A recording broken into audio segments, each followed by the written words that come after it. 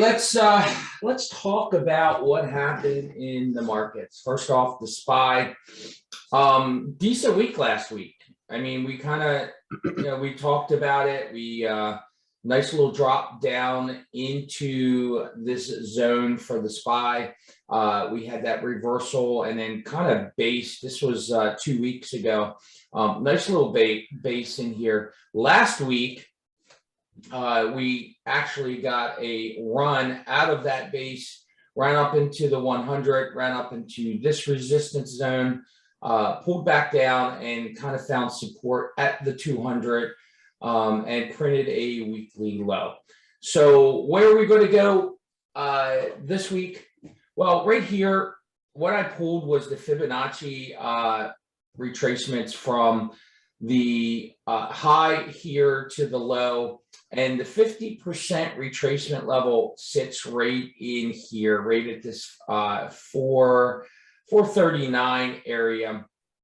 So that's an area which also happens to be kind of the top of this little base area in here as well, where we had about 3 days of those 5 days kind of really basing in there. So that's the area that needs to hold if we're going to continue to go. So we have, what we're looking for is higher lows. We have a pretty good calendar this week. If you kind of look at it, market events Tuesday, we got household debt.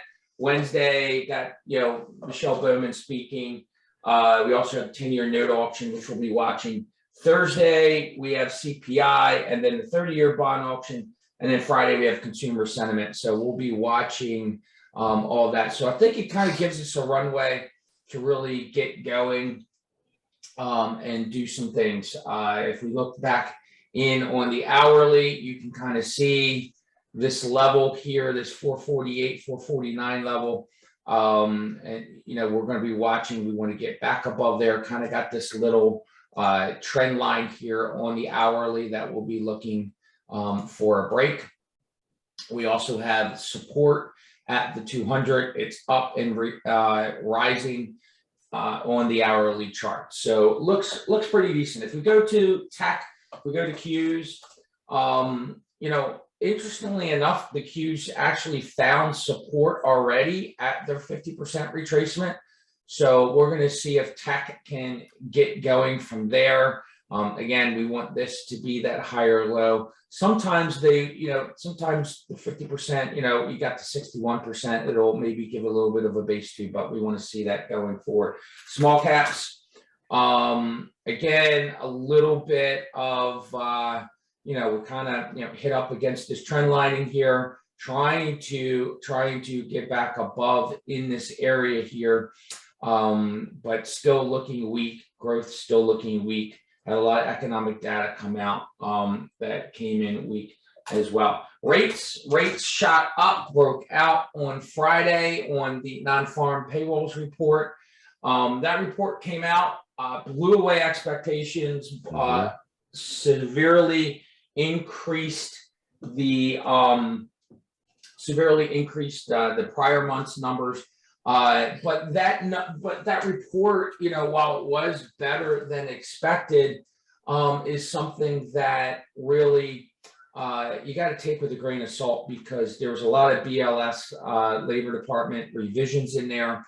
They basically just jockeyed with the numbers. So looking back and looking at really what we're looking at, really traders are finding it hard to even be able to trust those numbers at this point, because the prior 5 months looks like they were severely overreported, and the numbers are actually worse.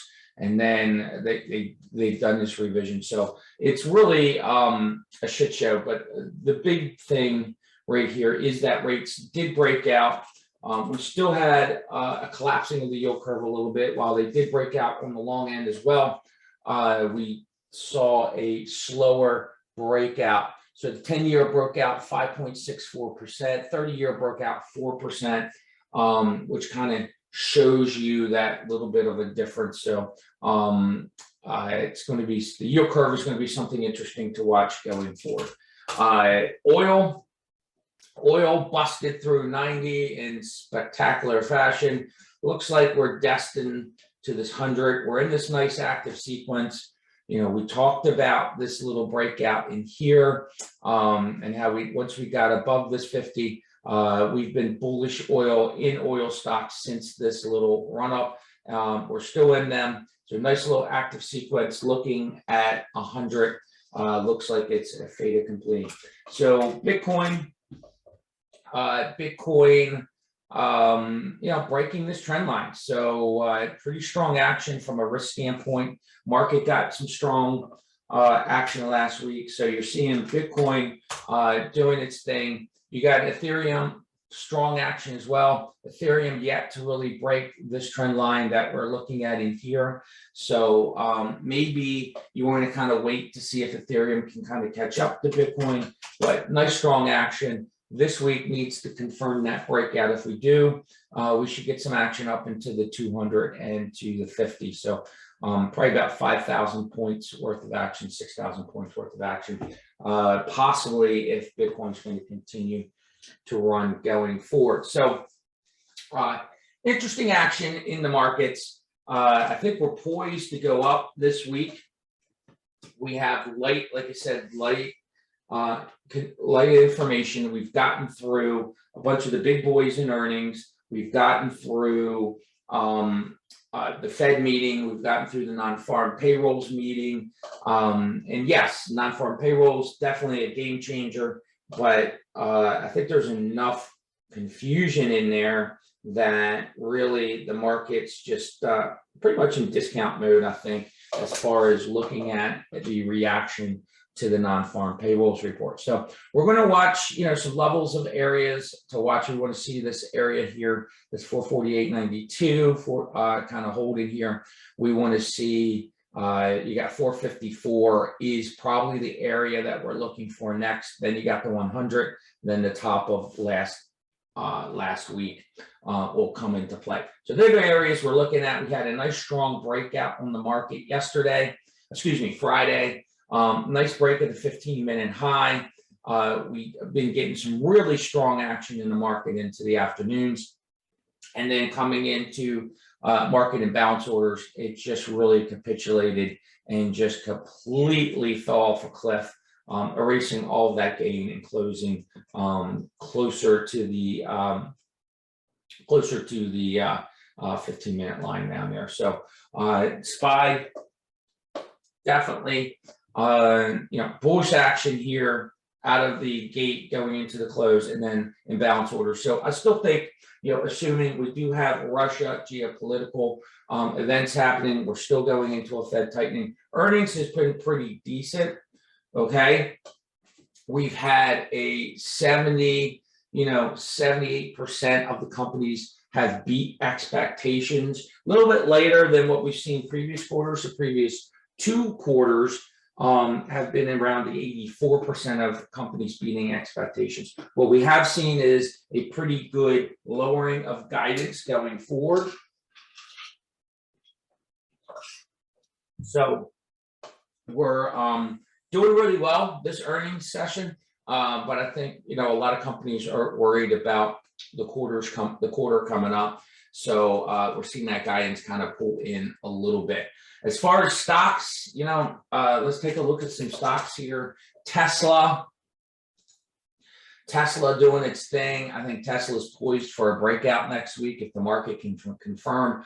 We got this nice trend line.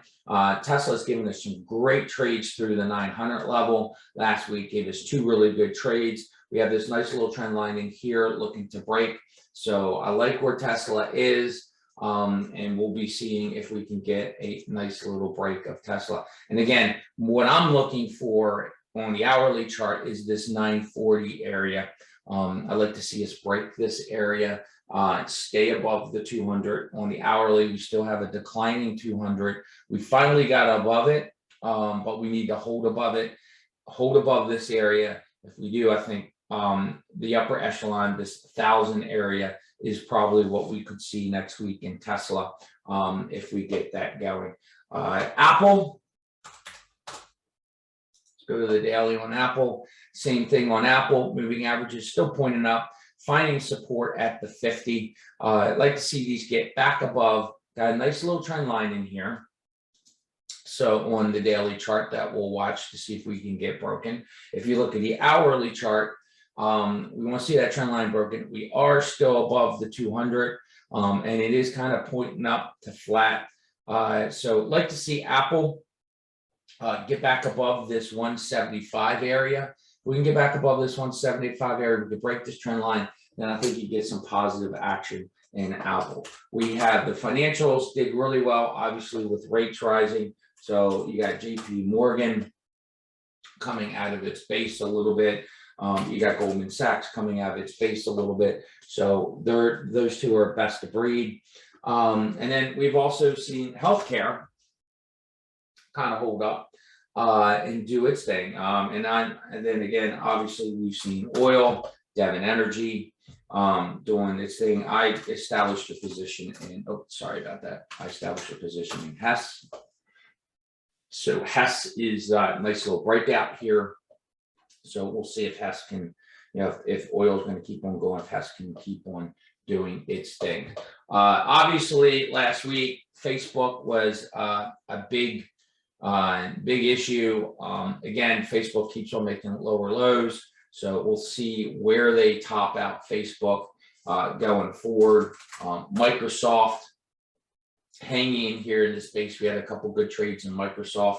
If you look at Amazon, Amazon had earnings. The benefit of coming after Facebook is buyers are pretty much expectations were lower. Nice little gap up on Amazon. We're not trading Amazon, but Amazon's going to be a bellwether to see what happens going forward. DWAC, I like that stock next week. I think nice little cupish action.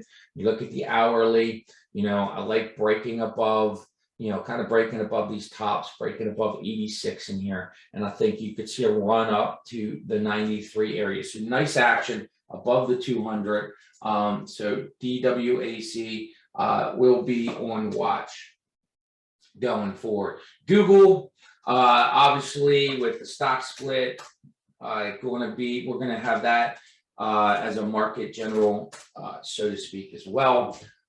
They've sold it down into this area. Question is, do we fill the gap and then go? So we'll be watching Google. If you look at the hourly, nice little bull flag forming in here. I mean, just really nice looking flag. So we'll see if they start breaking it. Could definitely run. You got the 200 way down here, and you got this huge gap fill right here that could fill in. So that's really it. I mean, you got the semiconductors, AMD we traded last week, Qualcomm, we traded that last week.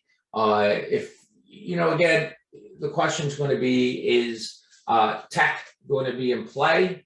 We're going to be watching rates and, the thesis going into the beginning of the week is looking for some decent action.